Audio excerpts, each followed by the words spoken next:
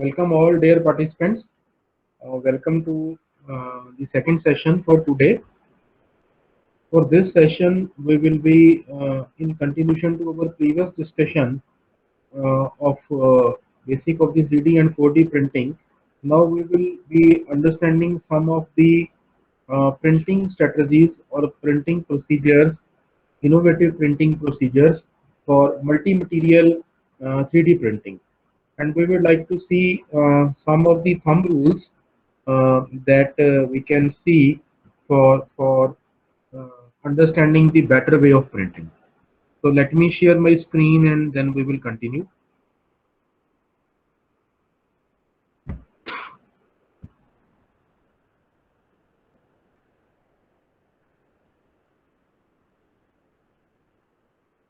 Is my screen visible?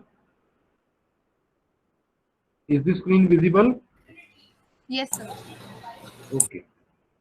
And it is also clear, na? Voice is also clear. Yes, sir. Clear, sir. So okay, dear friends, let us start the proceeding.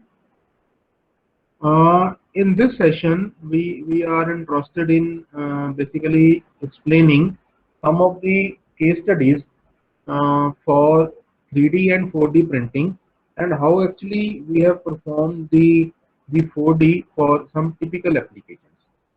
So the first application I will start with the aim of multi-material additive manufacturing of sustainable innovative materials and structures.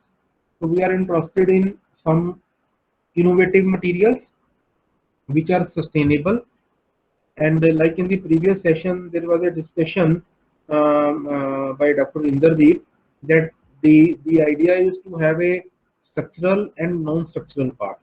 So structural component we normally say are those components which are having a load bearing applications, and in typical engineering application non-structural are where we are not putting any load.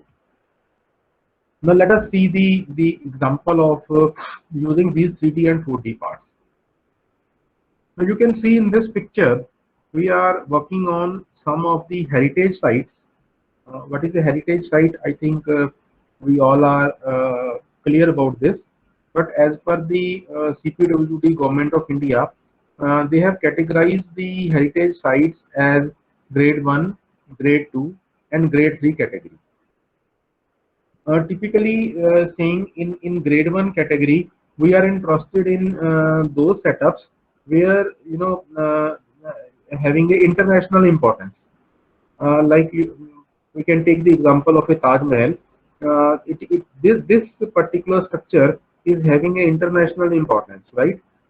Similarly, we have some structures which are of the national importance. So international importance categorized as grade 1, then national importance maybe grade 2 or the state importance. So all these are basically under the control of the Archaeological Survey of India Department of Government of India, and they take some specific action. If you want to have some sort of a alteration in that particular system, you need a special permission, right? Then there is another category that is a grade 3 type situation. In those grade 3 situations, you are not required to take any permission from the Archaeological Survey of India or any other state body, maybe some state department, right? So those are categorized as the grade 3 categories. These structures are having a national importance, but not under the control of government. These structures are basically responsible for, let us say, explaining the some cultural part of that particular society, right? So we have selected some grade 3 cases, as we are not requiring any permission from the government of India or the state government. So this is the actual problem that we are working on some heritage site which is under the grade 3 category. Now you see the structure as it is shown in this picture you are seeing over here. This was built something around 1902, right? So this is a old structure. Now there are some problems with these type of the heritage structures. It may be of grade 1 category, grade 2 category or grade 3 category. Like in these type of the structures, we are actually not able to add some foreign material into it, because the structures that have been built before 19th century, those structures were not using actually the cement that we are using nowadays. For some of the participants who are not knowing that how cement is made, it is basically prepared from the limestone, and limestone is basically calcium carbonate. When we heat calcium carbonate to 1400 degrees Celsius, we got a CaO and CO2. This calcium oxide, when it is mixed with alumina, right? So this is called basically clinker, and then once we crush the clinker, we get a cement, right? The gray color that we are seeing for the daily life cement, that is because of the addition of the gypsum into it, right? But the structures that have been built before 19th century, which are under the heritage type, at that moment of time, we were not aware that how cement is being prepared, right? So we are using limestone, but the heating temperature range is little different, and sometimes the adhesive used for binding are the natural binders in that case. So we cannot add the present adhesive as a cement for some sort of a filling requirement, and we want to address that issue with the 3D printing. Now, what actually the issue is, suppose this is the wall of the some heritage site, and this side of the wall is accessible to me. Suppose this is the back side of the wall which is not accessible to me, and there is some development of the crack over there. Now, if there is some crack, something like this, right, you are not able to, let us say, put some cement for filling that crack. What will happen? This crack will expand, and ultimately the whole structure may shatter, right? So what we actually do is, we presently the way is we are using some epoxy based solution, right? Like one of the typical example of the epoxy solution is by a multinational company called Hilti. This is a German-based multinational company. We are having a branch like Hilti India over here. By using the epoxy provided by the company, we are able to fill this. Right. So this is one of the commercial solutions. Now there is another situation when the entry side of the cavity is large, but on the rear side the dimensions are less. Even in this case, we can fill this cavity. Now there is a third situation when the entry is small, but on the rear side we are having a large cavity, or this cavity may be protruded upward, or it may have some irregular geometry. What will happen in that case? Whatever the epoxy based solution that we are thinking over here to solve this problem may be unfit for this situation. So we are interested actually in some smart material which is once entered into the cavity, it is getting squeezed. So once it is inside the cavity, we are giving some stimulus, it is expanding and taking the shape of the cavity. That is the idea, the technical solution through 3D printing that we can provide. Actually, this idea we came across once we go for some maintenance of our vehicle. Let us say I go to some Maruti workshop. So the first thing they do during maintenance is they put your vehicle on some lift, and once the car is lifted, the operator basically use a pneumatic guns to unscrew all the tires, right? So once they unscrew all the tires, right, they remove the tires and they do some sort of a balancing over there. Then what they do again, they have a sort of a pneumatic pressure. You can change the direction of the flow. You can screw and unscrew, right? So basically with the flow of the air direction, you can either uh, uh, move the nut or bolt in a clockwise direction or in the counterclockwise direction. So similarly, once I am interested in putting some filler, which is in our case is 3D printed, we are interested that once I am in need of putting that filler in the form of some strip into this cavity, it is squeezed, right? So the dia or the thickness is reduced. So once it enters into the cavity, I am again giving some stimulus, and with that stimulus, it is now expanding. right? So it is taking the shape of the cavity. That is basically with the effect of stimulus, you are changing the profile, you are changing the volume, you are controlling the volume, and the stimulus is helping the material to take the shape of the cavity. So that is the idea of this work, and this work is sponsored by DST, Government of India, under the project for science and technology for repair and maintenance of heritage structures. Right. So how we actually proceed for this type of problem with the 3D printing? The first step is to have a 3D laser scanning. So in the first step, the scanning of the structure was done. So once I performed the scanning, we have a different way of scanning. It may be based on X-ray, it may be based on some ultrasonic flood detection method. So once I know the cavity, I know its volume.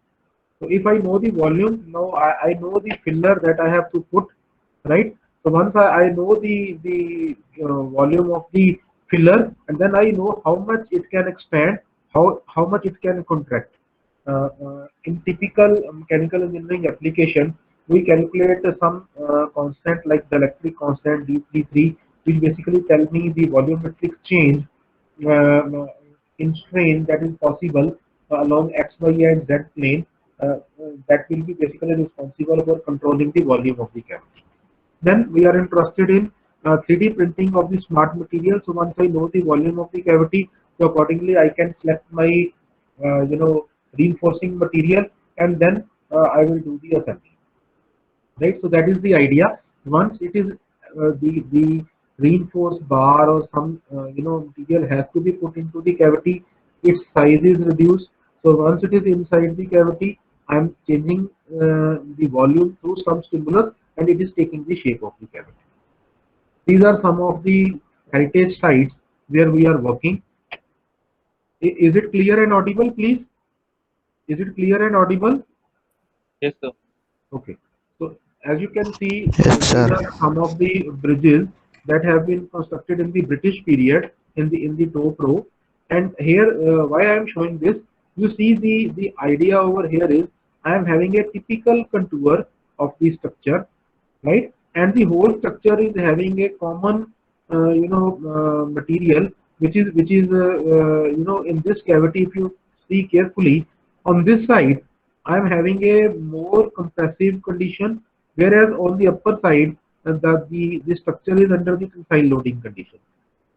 Specifically in this arc, if you see here again, the lower arc is under compressive condition, and the upper one is under the tensile condition.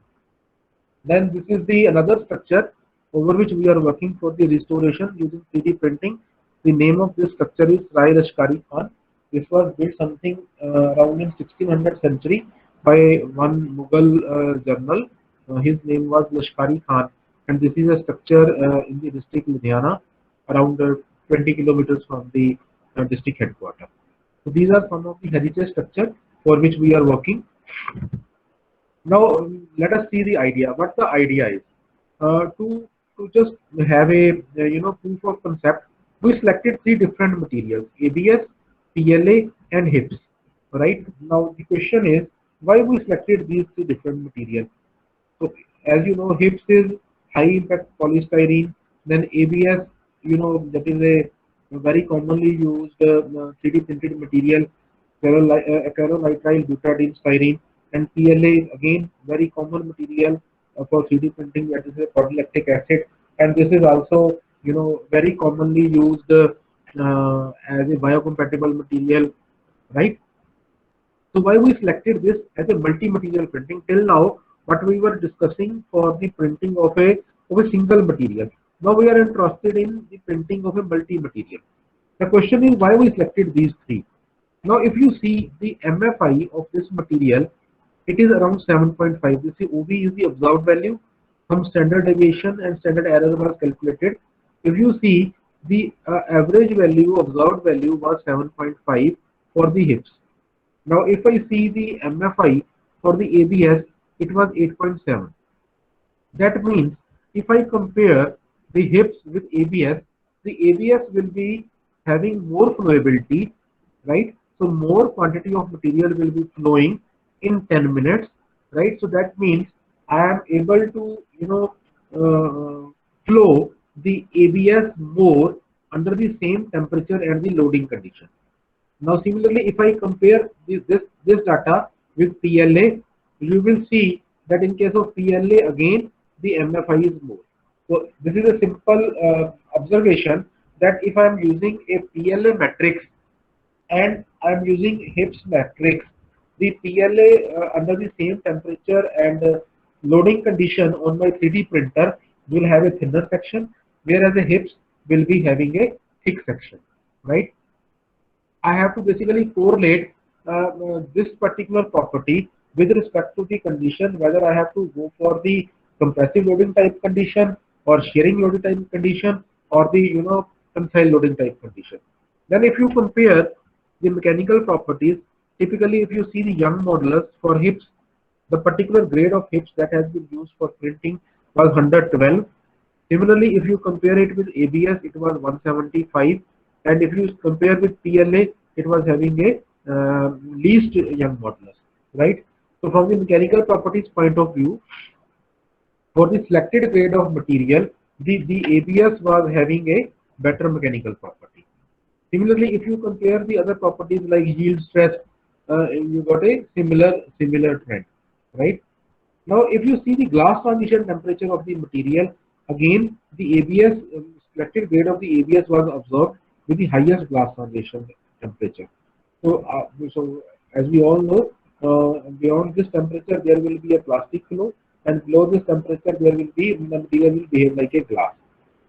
Similarly, we compared other properties like peak load, peak strength, peak elongation, percentage elongation at peak. Basically, I am interested to distinguish three different materials, right, for the multi-material printing purpose to prepare some functional prototype. In place of printing with a single material, what will happen if I print with a multi-material, and how this material is going to behave once it is it is being printed as a composite material. So that is the idea for this discussion. So what we did is we took a simple open source FDM setup. So this is a model 250i. This is a local Indian based company, and some of the parameters were kept fixed, like the nozzle dia 0.3 mm, the filament dia 1.75 mm. I have already explained in my previous talk that one of the most common size commercially available is 1.75 dia filament, right? Then we can control around 15 input parameters in probably almost all open source 3D printer. So the layer height was kept as 0.27 mm, right? So we use some default printer setting like outer periphery 3 by 3 means 3 top layer and 3 bottom layer. We can select this in a software, and we can control the printing, that how many contours in the lower section and in the top section you want. Then we are interested in their fill pattern. So fill pattern, you all understand how we have to fill it, like a rectilinear or a tri-hexagonal or the hexagonal pattern or the honeycomb pattern. So there are around 8-9 different type of patterns we can use for filling. Then perimeter speed, travel speed, extrusion temperature, print bed temperature, these things we have kept constant. What we actually varied was the infill percentage, printing speed, and material combination. You can see over here, in some of the, we use actually DOE over here based upon Taguchi. In some of the experiments, we use the lower layer of ABS, followed by the layer of PLA, followed by the layer of HIPS. Right? In another set of experiment, we use the PLA as the lowest layer, followed by the layer of HIPS, followed by the layer of ABS. Similarly, in another set of experiment, HIPS followed by ABS, followed by PLA, and some DOE based upon Taguchi has been planned. So these are some of the tensile coupons that have been printed with this multi-material. Now you can see in this case, the top layer is of PLA, here the top layer is of ABS, here the top layer is of HIPS, right? Basically, I want to make a point that in case of a single material, we are printing different materials. Some of the parameters have been kept fixed, Some of the parameters we are varying and by using a DOE like infill density, infill percentage, and density we are changing. And the another important thing that we have varied is if I am taking the top layer of PLA, how it behaves. If I am taking top layer of ABS, how it behaves. If I taking a top layer of HIPS, how it behaves. Which is a typical load deflection diagram. You can present it in the form of stress and strain diagram. If I am using a single material like all the layers are of PLA, all the layers are of ABS, or all the layers are of HIPS, then what is the stress strain curve? You can see the curve is overlapping with a single type of material. Then what we actually did is we performed the thermal analysis of these materials. You can well see in this thermogram, I am heating the material from room temperature to 250, then again from 250 to room temperature, again from room temperature to 250, and again from 250 to room temperature. So this is a heating cycle, cooling cycle, again heating, again cooling. Normally it is recommended we should go for minimum 3 cycles, but in this case the 2 cycles have been represented, and along the x-axis you can see there is a time scale also, right?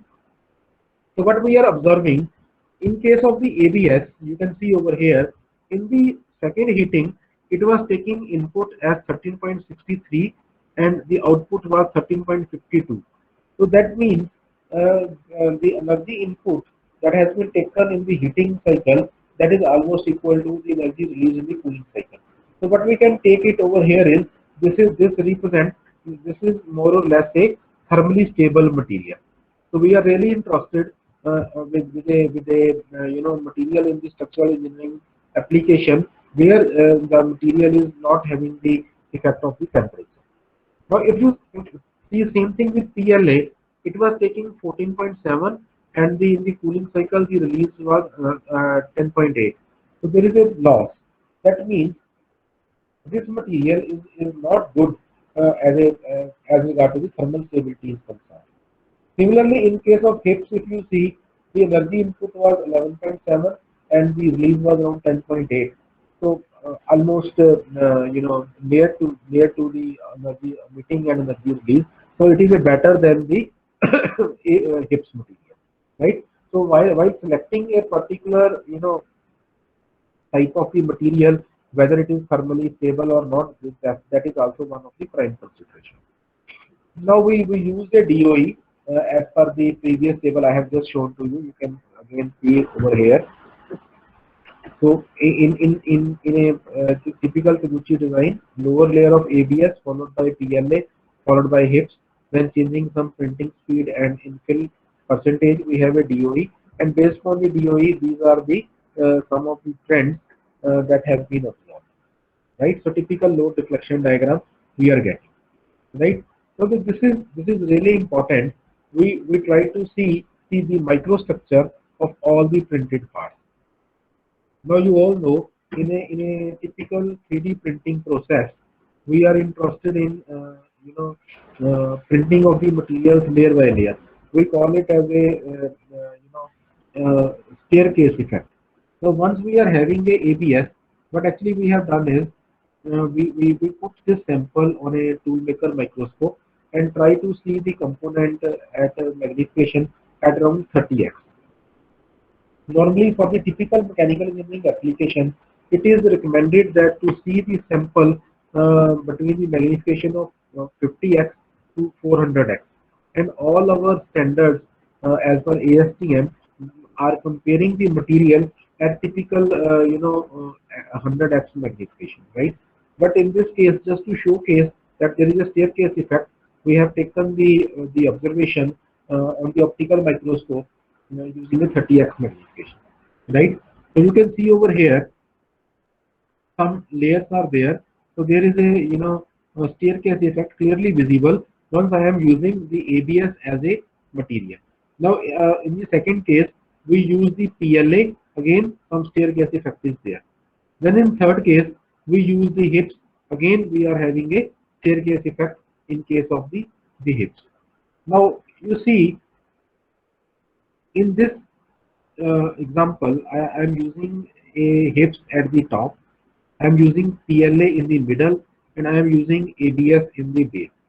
And you can see some globule formation is there. Basically, what is happening, the PLA is spilled out while the layers are being printed. Now you just imagine, I have a fixed layer thickness, right? So I put some number of layers of ABS, then I put the layer of PLA, and then I put the layer of HIPS. Now if you see over here, once I deposited the PLA layer on the ABS, there seems to be some side flow of the material. Now, if there is a side flow of the material, this clearly indicates that there will be loss in strength, right? Is it clear? Now, if you compare this case with the case number 4, once we are having a PLA in the base, followed by HIPS in the middle, followed by ABS on the top, there is no such globule formation, right? So, in other words, I can say there is a no side flow of the material. Now, the question is why there is a side flow? The probable answer is because of the difference in the glass transition temperature of the material. Now you just imagine the ABS is having a higher TG as compared to PLA. Now earlier what is happening, the on the ABS now substrate, I am printing the PLA. So there will be a globule formation, right? So there will be, the substrate is at relatively high temperature because of the high TG of the ABS. So once I am depositing the layer of PLA, because of the high temperature of the substrate, there is a side flow of the material. Now let's see if I compare this microstructure with the previous load deflection diagram or the stress strain diagram. I am comparing 1 and 4. You see, in case of 1, this is the area under the curve, which basically for the curve 1, this is the modulus of toughness that I will be getting by calculating the area under the curve. And if you see the case of 4, the curve is quite, the area under the curve is quite high.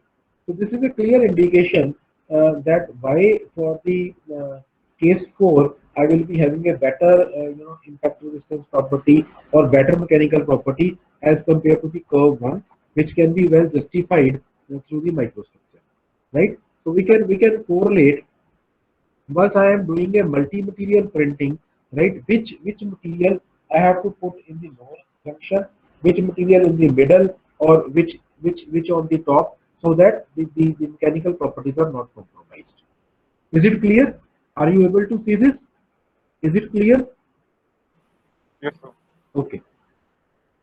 So from this, what we concluded that we can print, of course, any material on the substrate. Like in this case, we have put sometimes ABS in the lower portion, PLA in the middle, then HIPS on the top, right? Then we try to correlate with their TG. So why actually we are doing this? So to understand this in a better way, what actually we did, we performed the pull-out test. In a typical pull-out test that is performed in typical civil engineering application, what actually we do, we cast a structure, and while casting the cement or RCC structure, we put some iron bar, and once the batter is completely solidified, we try to pull the iron bar so that we should come to know at what loading condition the young modulus of the material will be there, what will be the young modulus, what will be the other tensile properties, right? So similarly, we try to do the pull-out test in a 3D printed material. Like in some case, the ABS in the bottom layer, PLA in the middle, and HIPS on the top. So we basically inserted a screw with a defined thread profile, and then we try to remove that screw on a UTM, right, and try to see whether I am getting a better result with a multi-material or with a single material. So what we came to know, typically in pull-out test, the pull-out properties in terms of young modulus, in terms of peak strength, those were really improved. Now, what advantage actually we are getting with this type of material is, one is I can add some sort of a smartness into the material. how I am incorporating the smartness. The smartness is like some of the materials those can take the input to some stimulus in a better way. The stimulus may be heat, right? The stimulus may be rising temperature. The stimulus may be voltage. The stimulus may be the current, right? Now if I am interested in, again, just imagine that arc structure.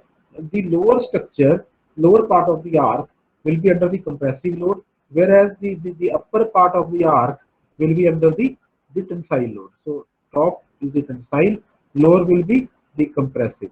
Now I am really interested if I am using this type of the arrangement in which lower part is under the compressive and the upper part is under the tensile, I can select a particular material combination so that I get a better composite for these type of the contour structures. Now, in continuation to this, this is a continuous case study for dual thermoplastic material printing, and we are interested in developing some thumb rules for understanding which part to be put on the lower side, which part to be put on upper side, and we develop our own thumb rule. And we are interested in the tensile, flexural, and flexural surface investigation. So here we are introducing a new term. It may be new for some of us. That is called number of conversions and number of negative conversions. This is a new term for printing. And to explain this particular fashion of printing, we are using two materials. Then we also extended it to the three materials. The materials used were ABS and PLA, right? So let me explain through this. We printed samples on a 3D printer, open source 3D printer, as per ASTM D795 for the flexural sample.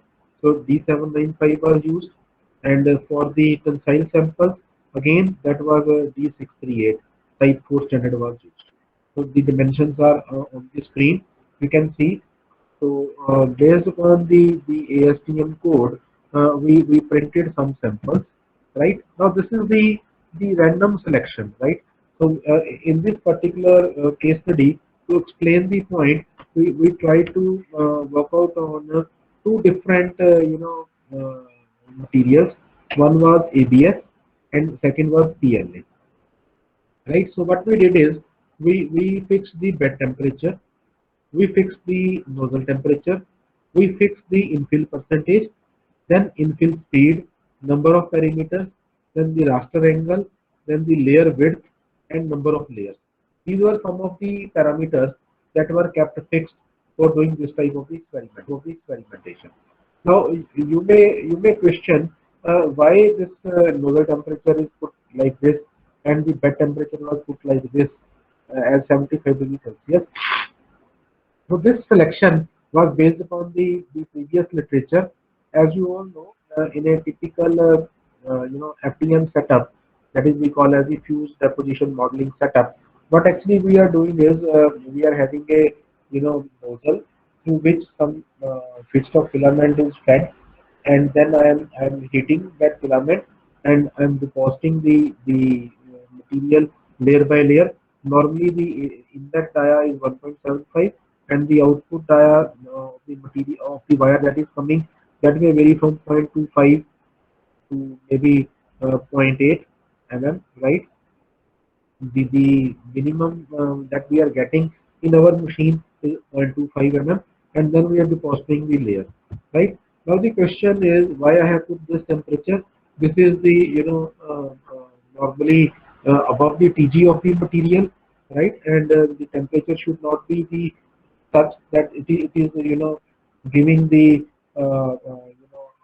more than the burning should not be there of that material, right? So we fix bed temperature.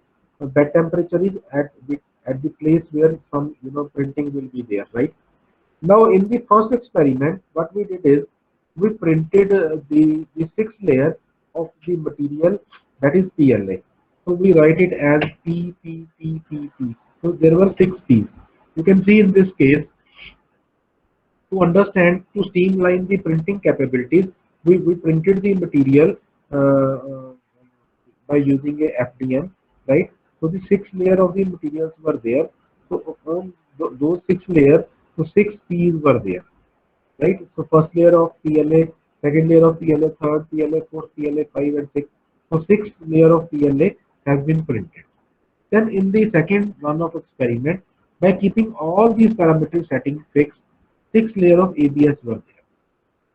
Then, using the concept of the random number, different printing strategies were used. Like in case of the experiment number 3, the first layer printed was PLA, second layer was of ABS, third was again PLA, fourth was again PLA, then again ABS, then PLA. Now you may question why and how this trend came. This was just at random, right?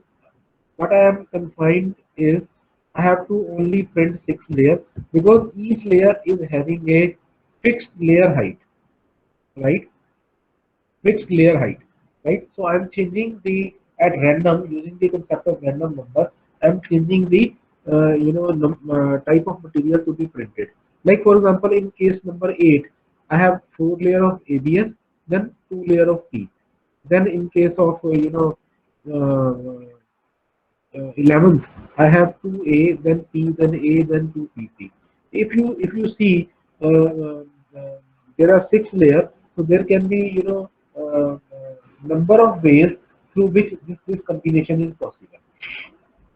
Right. So using the concept of random numbers, we selected the 12 such type of layer formations, and we try to see which layer formation is better and why. Right. So these are some of the tensile specimens and the flexural specimens that have been prepared on a FDM setup. And using the strategy that has been defined right now, we try to see their peak load, we try to see their peak elongation, we try to see their break load, break elongation, peak strength, break strength, and modulus of toughness. So these all data I will get from a simple UTM testing of the tensile specimen. Similarly, we will have a trend for the flexural properties also. This is the typical stress strain curve that we will get for all these 12 type of these samples. Now, what is the new in this is we try to understand what is the term called number of conversions and number of negative conversions. Now, this is something new which has not been presented so far or which has been explored less in the literature. So, what is the number of conversion and what is the number of negative conversion? Now, you see in the case 1, I printed first layer of P, then I printed the second layer of P, then the third layer of P, then the fourth layer of P, then these different 6 layers were printed. So all these 6 layers were of the same material, right? So there is no conversion from P to A. Means all the material were same, so there is no conversion. So we call it as number of conversion as 0. Then if there is no conversion, also there is no negative conversion, right? So number of conversion 0, number of negative conversion also 0.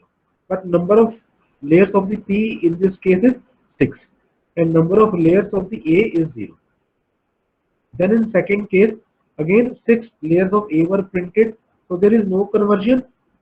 Conversion means conversion of the material. No conversion from P to A or A to P, right? So there is no conversion, also there is no negative conversion. Then there is no P, so P is 0 and A is 6. Now you see the case number 3. So I have first layer of P followed by a layer of A. So I have a conversion from P to A, this is the first conversion. Then from A to P, second conversion. Then here from P to A, third conversion. Then from A to P, there are 4 conversions. So number of conversions are 4. Right? So what is number of conversions? If we have a conversion from material A to the material B, right? So in this case, I have first the layer of P followed by A. So from P to A, this is conversion. So material has been changed. So this is a conversion, right? Now, what is negative conversion? Negative conversion is if I put a substrate A and then I print its material B. that is a PLA. Because of the less variation temperature of the PLA, there will be side flow of the material, right? So if I print PLA on ABS, right, then because of the less TG, there will be side flow. So then that it will be called as the negative conversion. But if PLA is in the base, then I put a ABS, that is a conversion. Now you see over here in the serial number 3, A to P first negative, then A to P second negative. So number of negative conversions observed was 2, right? Then in this case 1P, 2P, 3P, 4P. So there are 4 P's and 2 A's, right? Now you see in any other example, anybody from the audience, if you can see in the serial number 10, there are 1, 2, 3, 3 P's. So I am putting 3 P's over here, and there are 3 A's. So 3 A's are there. So P to P, no conversion. Then P to A, first conversion. A to P, second conversion. P to A, third conversion. So total number of conversions are 3. So once it will be negative, if I am having a first and then followed by P. So negative conversion is 1, right? So in this way, if I am going for the multi-material printing, maybe 2 material, 3 material printing, I can actually calculate what are number of conversions and what are number of negative conversions. You know, if the number of negative conversions are more, basically my strength is really compromised in case of the concise step, right? Number of negative conversions should be minimum, followed by number of conversions, followed by P, and followed by A. This was the observation for our experimental data in this case. So, any doubt till now for this conversion part from the audience? Yes, anybody? Is it clear? Is the idea clear? Dear participant, is the idea clear? Yes, sir. Great. So we are interested in finding the case, how many number of conversions are there and how many number of negative conversions are there. So more number of negative conversions leads to poor strength, followed by number of conversions should be minimum, followed by P should be minimum, followed by A should be, that way the last.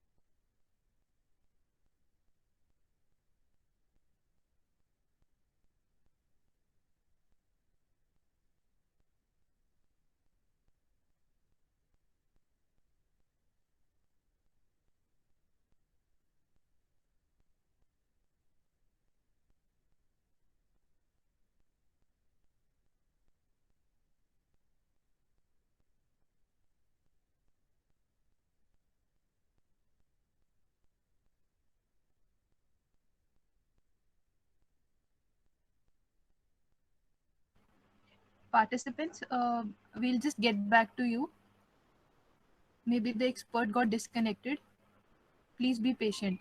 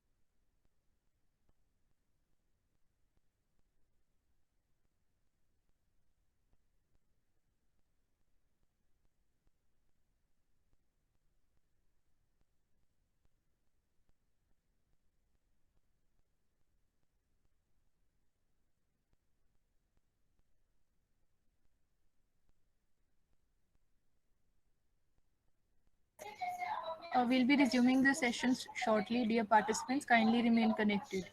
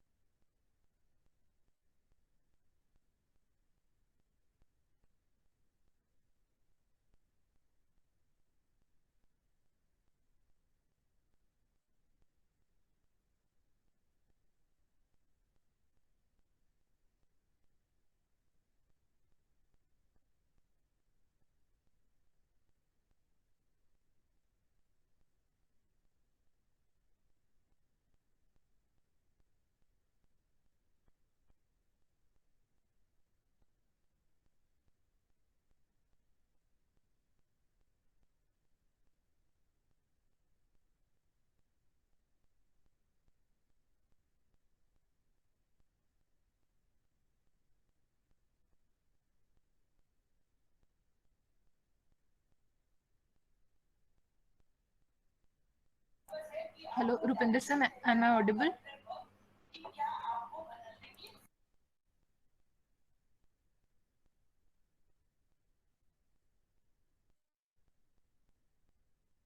Again, trying to share my screen.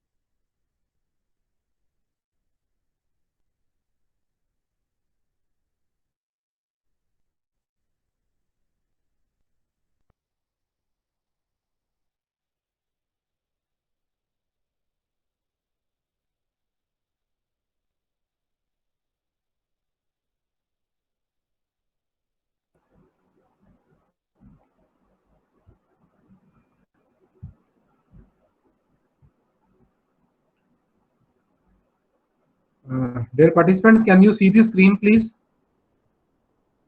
Are you able to see the screen? Yes, sir. Visible, sir. Yes, sir. Okay. Uh, uh, where we lost actually, are you comfortable? We started this discussion. We can start from here. Can we proceed? Yes, sir. Yes. Yes, sir. Okay. Sorry for the technical glitch. I think some power failure was there.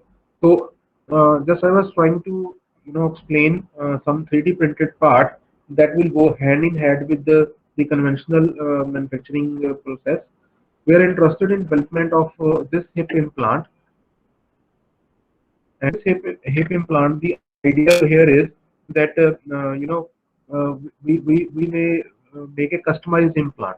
So this is the 3D printed thermoplastic implant that we try to prepare finally with an investment cost. Now you may have a question why I am using this different sizes. Uh, in a typical mechanical engineering application, we are interested in volume to the surface area of the casting. So by selecting these three different shape or sizes, I am basically interested in explaining the use of the different volume of the component and the surface area, right? So we printed this sample on a 3D printer. Then you can see in a typical investment casting application, we designed a pouring basin. Then the down screw over here, you can see some links. The dimensions are already given, and this is the assembled view, right? So this is the pouring basin, down screw, in gates, others, right? Then these are the thermoplastic samples that has been made.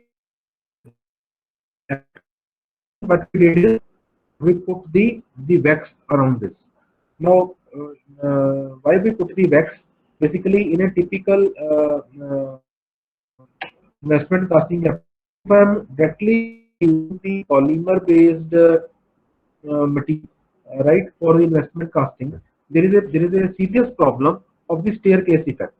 So this staircase effect is basically having a bad effect on the surface finish and the dimensional accuracy of the component.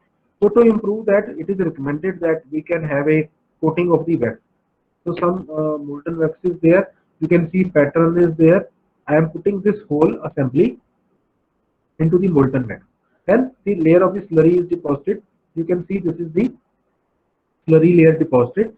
Then this is a dewaxing stage, right? And then I am putting the this whole assembly to put a molten metal into it. So molten metal has been put over here, and this is the assembly of the cast component. So different castings are available with me. Here, what actually I am doing is using the combination of additive manufacturing, that is for making the pattern, with the conventional investment casting. Now, what advantage I am getting out of it is the basic idea is right now if you go for purchasing these type of the hip implant for some patient, you have to go for the standard sizes only. Like this is based upon the body mass index of that particular patient for a material, right? We got these type of the implants in a number, like for 10 number, 11 number, 12 number, which is of course based upon the some volumetric dimension of the component. But just imagine there is a patient, like suppose there is a some implant have to be put at this location. Let us say there is some lower humerus fracture, and the bone part is lost, and you are interested in making some uh, artificial implant over there. Then the present practice is we have to replace the whole limb part, right? Because I have to fix a standard implant. But the additive manufacturing based idea is only we are going to replace the damaged section, not the complete section. So that is the advantage that we are getting. Like specifically in case of some sugar patient which are having a high level of sugar, we call it as a hyperglycemia or hypoglycemia, high and low level of sugar. then with a cancer patient, it will be really difficult to replace the whole implant. What I will do, I will take a CT scan of the damaged section only and try to replace that part, not the whole implant. So that is the thing that we can do over here. So this is the grain structure that we got with the this type of the reinforcement, this type of the casting. Okay. So this is the one commercial way how we can club the traditional casting, that is the investment casting, with the additive manufacturing as a assisted process. Now, since the topic for the whole discussion is also focused on development of in-house material, so now I'm going to share with you a very wonderful example where we are using the some in-house feedstock filament for typical biomedical application, and we are interested in development of those feedstock filament in-house. So in this particular example, we use PLA, we use hydroxyapatite, and we use chitosan for manufacturing some bone part. Just imagine there is a patient, right? It has some bone part because of some accident or there is some trauma case, right? So the inner part of the bone we are having some failure. There are some cracks, right? And in case of humans, normally for the adult person, it may take around 6 months that the whole bone will heal. In case of young patients, maybe like kids, it may take 20 to 30 days only. Now if you compare the similar data with animals like dogs, the young dog, maybe less than 1 month, there may be a great healing within 10 to 12 days for these type of the bone structure. Whereas for some other cases, it may take little long for the development of the bone. Right now, just imagine in a typical mechanical engineering application, we are interested like there is a bone part, some intermediate part has been lost because of some accident, and in typical mechanical engineering we call it as a spacer. I am putting that spacer in between. I think you can well imagine a bone. Then the central part there is a crack. From the center, some material is lost, and I am putting a bone, some spacer part into it. Now that spacer, we are interested in a material which can basically dissolve at some fast rate. It should be biocompatible in nature and bioactive in nature, and the rate at which my bone is growing, that spacer must come out from the body, maybe through stool or some other way. So that is the idea for doing this work. Once we were exploring this particular case, we came to know that there are materials like hydroxyapatite, which is if we put between 8 to 10%, this basically improves the growth of the bone cells, osteoblast cells, and chitosan, which is another reinforcement. If we made into the PLA matrix, this is again available from the fish bone. This also helps to create the growth of the bone osteoblast cell in a big way. And PLA, of course, is a established biocompatible material. So in this study, we use PLA, hydroxyapatite, and chitosan.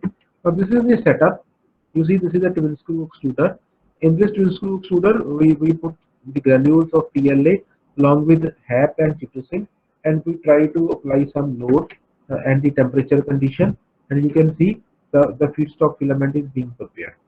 Now this wire as a feedstock filament, we try to build on a spool with a different proportion. Like in the first case, we have 91% PLA, 8% hydroxyapatite, and 1% chitosan. Then again with a different composition of PLA, HAP, and chitosan, we are getting the results.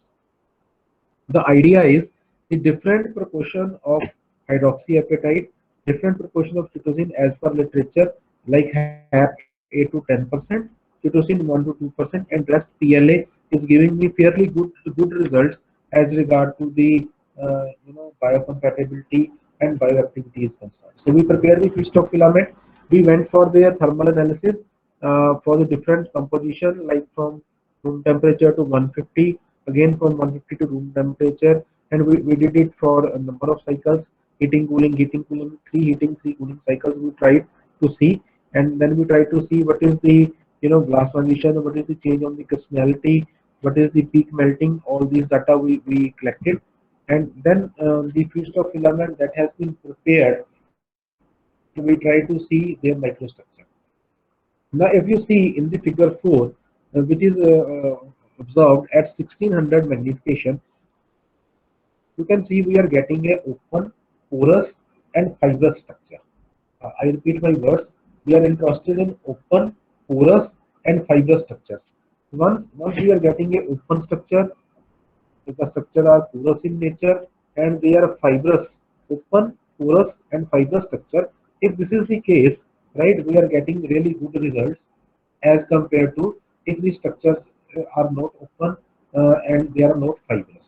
What will happen actually, from the one side of the bone, the osteoblast cell will grow, and in this open porous structure, they will have a better. So that is the idea of making the functional prototype with this type of the material. So as you all know, the PLA is one of the most widely used biocompatible material. Then followed with the reinforcement of oxyapatite and cytosine, which really good. This type of the case study,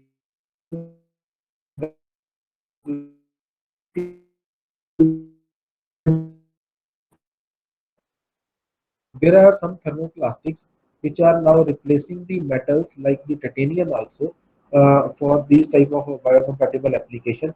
Like one of the example is polyether ether ketone, and then there is a material called polyether ketone ketone. These are some of the commonly used polymers that can be actually used as an implant material for the growth of the osteoblast cell. So we can use this type of material over there, which will be really helping me in getting a better interwoven structure. Right. So I think we have the conclusion over here. Now, before we conclude our discussion, there is another case study that I want to share with you in terms of the rapid tooling. Like as a typical mechanical engineering application, we are always interested in machining, right? So one of the basic advantage that we get by preparing a feedstock filament with the 3D printing is in form of rapid tooling, right?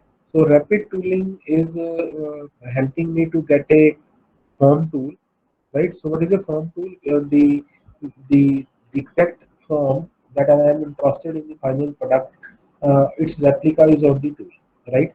So what we did in this study was we prepared a bio-compatible composite feedstock material with the nylon as a binder and Al2O3 as a reinforcement, right? Now you can see in this particular example, this black color insert that you are seeing, this is a nylon PA6 reinforced with Al2O3, and this is a ABS based insert that has been printed for some grinding application. Typically, if I try to explain this, just imagine a case. There is a some dental surgeon, and some patient approaches that dental surgeon. Okay, I want to have some surgery, and that patient is having some cancer in his mouth, and we want to have a uh, tooling that we are using that we will not like to use it for the another patient, and we just want to throw that, right? So that will be really not cost effective if I am using some metallic tooling for that purpose. So we are interested in some thermoplastic based rapid tooling customized application for such patients. So just to have a proof of concept, we use it for the grinding application.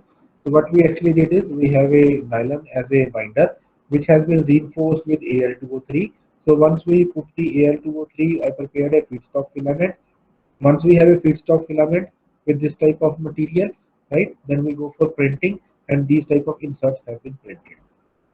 Then there is a very common test that is used in mechanical engineering, that is called pin on disk test, right? So these pins or inserts we try to rub over a surface. So the surface was basically a mild steel plate which is like a disk. On that disk we basically put the emery paper that has been fixed over that paper, and we try to rub the pin over the paper by applying some load. Some RPM conditions were fixed, and we try to get some impression.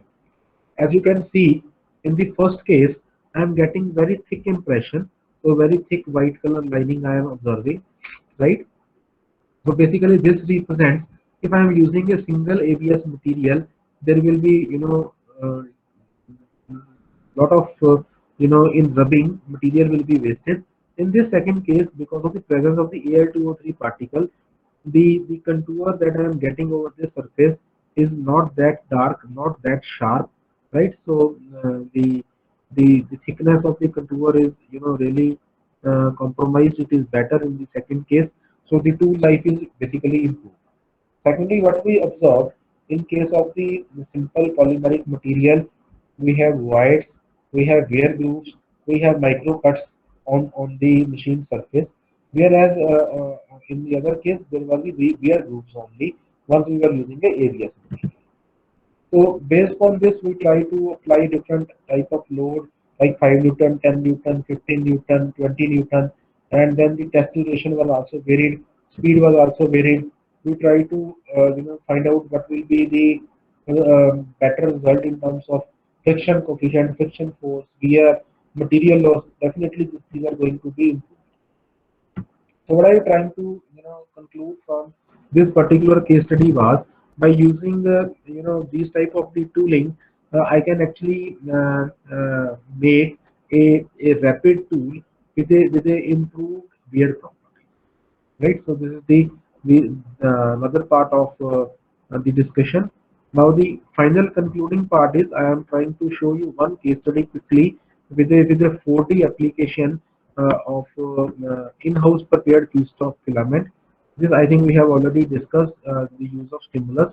The stimulus like the maybe the current or magnetic field or the mechanical load or the light or the temperature, right? So this is the setup of the again the MFI setup, then extrusion setup, then the 3D printing setup. So in this particular example, what I am trying to show is we are having a PLA, we are having PVC, we are having magnetite, and we are having a wood dust. Actually, how this idea came to us, we have one of our collaborator in Italy, and the collaborator wants to develop some tiles for some region in US where the temperature is around -30. So we need a chamber where I can basically help to control the temperature, right? So they are using the timber or wood structure. With the depletion of the natural resources, we don't want to cut the wood. So as a replacement of that, we are using a wood dust. Then PVC paneling is very common. Of course, it is biocompatible. But once the life of the PVC panel is over, we normally throw it out in the dustbin, and finally it adds to the municipal solid waste. So we took the PVC granules after crushing. Then to make it more biocompatible, we use the PLA granules, and then finally we also add the Fe3O4 basically to add the magnetic properties into it, as I am interested in giving the stimulus as a magnetic field, right? So in different weight proportion, PLA, PVC, magnetite powder, and wood dust were used. So we try to plate on a extruder. So different condition in terms of load, in terms of the composition, in terms of the torque, in terms of the temperature were made, and we try to uh, find out what is the value of the magnetization, corrosivity, and retentivity. So this is basically a test that is performed on vibration sample magnetometry. In typical VSM, actually what I got the observation in terms of the magnetization. And magnetization is basically how easily I can magnetize. Then once I put the external magnetic field off, how much magnetic field will be retained in the sample. So that is the retentivity. Now suppose I want to make the magnetic value to be 0. I have to apply the magnetic field in the opposite direction. So that is the corrosivity. So we are interested to know with the proportion selected of the Fe3O4, what will be the value of the magnetization, what will be the value of the corrosivity, and what will be the retentivity for this sample. And you can see some pH curves have been drawn. And we did some parametric optimization to do this. Now, why actually we are doing, just try to understand. I am interested in making some tile. That tile will be in 4 layers. The top layer is of PLA, 3D printed. Then the second layer is of PLA plus PVC. Why PVC? Because I am interested to use PVC for the recycling purpose. The third layer consists of PLA with wood dust, right? To have a better controlled thermal conductivity, so that the heat loss should not be there. And the lowermost layer, which is going to be in touch with the wall, that consists of PLA with Fe3O4. So that like in the end I have some frame, I give some magnetic field to it. So if just I put a tile, so it is getting stick. So that I am calling it as a 4D property, which is stimulus as a magnetic field. That is basically, it will be helping me in self-assembly type application, right? Just imagine I have selected one design. Now after few days I am not interested in that design. Basically I can again switch on the magnetic field, so the tiles will be located at that particular location only. You can unscrew and it will not shatter, right? So because of that magnetic field that is available with us, without the second helper, the one person or the operator can easily change the design. So that is the idea of the self-assembly over here. So some parametric optimization in terms of material properties has been there. Now typically you can see if I am putting the Fe3O4 in different proportion in 10%, 15%, 20%. So what is the change in MFI? Similarly with PLA, with PVC, PLA with wood dust. So what value we are getting? So this is the data showing for virgin PVC, what is the peak load, peak elongation, break load, break elongation, peak strength, break strength, then Young modulus, then stress strain value for the various proportions we are getting. Definitely the data for their stress strain curve and their hardness. Similarly for their thermal analysis, we can actually plan to prepare these type of the component. Then of course their magnetic properties, if I am using a single blend or the multi blend type case. So these are the some of the observations that I have already discussed with you, that we are interested in printing some of the material which is having a self-assembly application. Then I can print in a multiple layer, and for printing each type of the material I am using my own feedstock filament, and that feedstock, in-house prepared feedstock filament, is used for printing a multi-layer. Like the lower layer with PLA, which is with the interface with the humans, so that it is more biocompatible. Then PLA plus PVC for the strength, then PLA plus wood dust for the thermal insulation, and then the PLA plus Fe3O4 for the better magnetic property. So these are some of the observations with this. Here we close my discussion. If you have any questions, I would like to answer those questions. And anybody, any questions I would like to answer. Good afternoon, sir. Yes, please. This is Bhaskar from IITM Kurnool. Yes, please. Sir, the case study, whatever thing you have mentioned related to that PLA plus hydroxyapatite as far as the medical application, similar sort of case study we would like to carry out, but the materials you have mentioned as PEEK or PEEK or PEKK. Yes. Related to dentistry applications, because I, being a research scholar, I selected that particular field. Corresponding to that, if you would like to make the filaments at, as if how at your institution you are making, so where to get that particular filament fabrication machine? That is one, how much it costs. And the second thing is the availability of PEEK material in commercialization. Is it commercially available at outside in market? So how often we can get that? That is the second question. Can you able to? Okay. The first thing you would like to know the facility for the fabrication of the filament. Yes, sir. So for the as regard to the facility is concerned, of course, I think in almost all national institutes we are having a extrusion setup. That Okay. is basically a typical extrusion setup.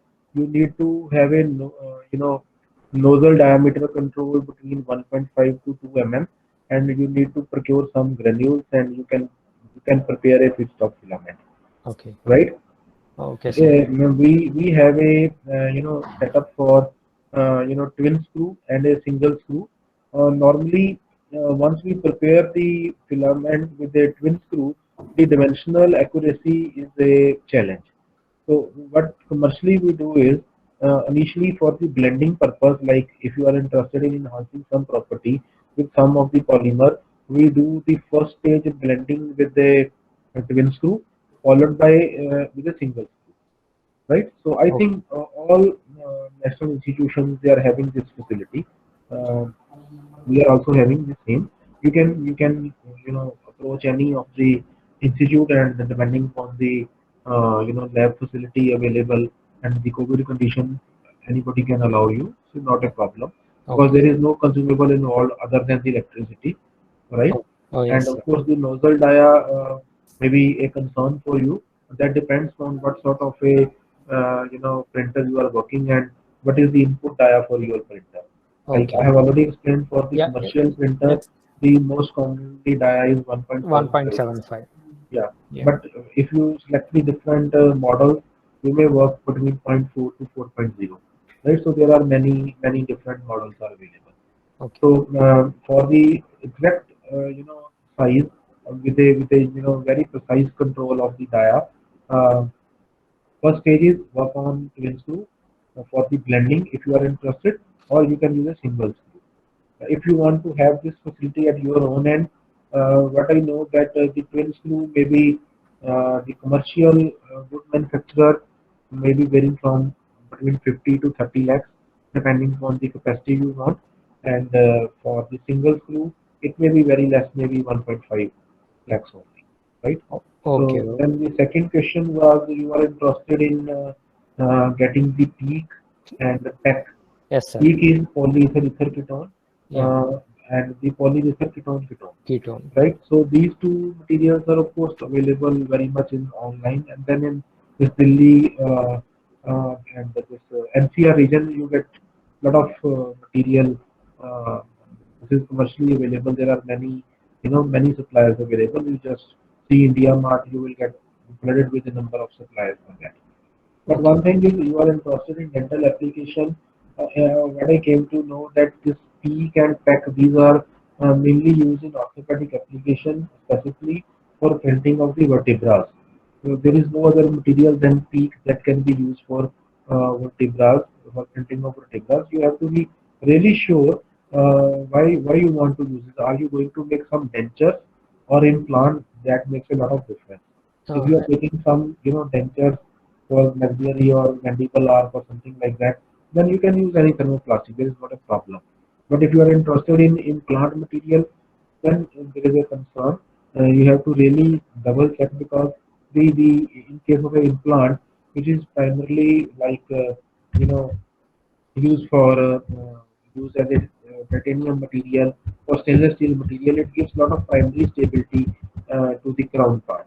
So that may be a challenge with the thermoplastic. But for crown fabrication, definitely there is no issue. Okay. Because whatever the literature as of now I have gone through, they are mentioning that this particular peak material or PEC material can be used as an alternative for whatever the present titanium implants they are using. That is Because okay. As an alternative, it is okay in the form of the biocompatibility. okay. But if you compare it for the primary stability of suppose you are making some implant of thermoplastic, and Okay. specifically in case of humans, the different locations of the teeth are really important. at some location we are encountered with the compressive load. At some location, like the front tooth, these are called incisor. Here we are not interested in compressive application. We are interested in Okay. at what location you are going to use that implant. That is really important. Okay. Like for the teeth that are used for crushing at the back end of the jaw, so that is okay. We can use this type of material, but these are not good because of poor modulus of toughness for typical shear application. So the location will be really mattering where actually we are going to use this one. Okay, sir. Okay. Thank you, sir. Okay. Any other query? Any other query, please?